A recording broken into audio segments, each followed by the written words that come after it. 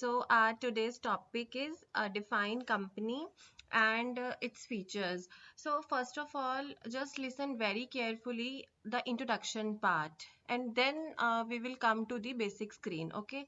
So the introduction part, I'm going to explain it by myself. See, the basically the first step is that the company, the definition of the company is according to the Companies Act 2013. Okay, earlier when I was a student, I did Companies Act 1956, but now it has been changed to 2013. So we will study all the definitions, features, acts according to Companies Act 2013. Okay, the basic difference, if I talk about the basic difference between 1956 Act and 2013, that is the in the Companies Act 1956, the financial year ends on the particular date which is decided by the company, but in Companies Act 2013, the financial year is decided by the government, that is 31st March. So let us start with its meaning. Company is the artificial person being created by the law, in which it has its separate existence. It has its own existence apart from its owners. Means owners are different and company is different. Then start with the features. First is the artificial legal person, means it has no body, means it is not visible.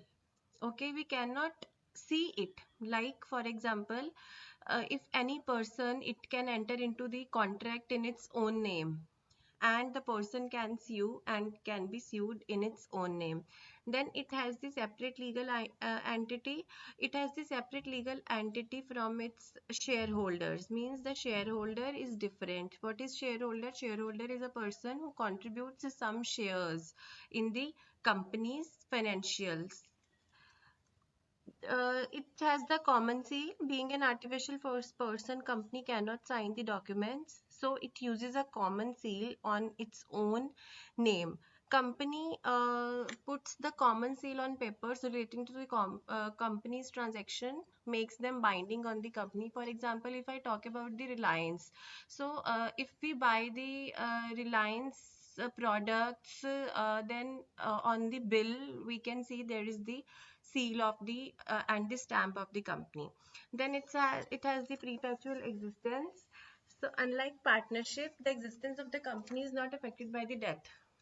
For example, there are 50 persons in a particular company, and two persons, one person has died, and unfortunately one person is met by an accident and he or she cannot come to the company, and that doesn't mean that company gets end. Company always works unless until the members are there. Then the limited liability, a company has the liability limited to the amount of the shares. Then transferability of the shares. Shares can be transferred from one person to the another person in case of the private limited company. Separation of ownership from its management. The shareholders, that is owners being scattered all over the country, give right the directors to manage the affairs of the company. Directors are the representatives of the shareholders, thus ownership is separated from its management. Number of members in case of a public limited company, minimum number is 7. This you have to remember. There is no need of explanation in this point.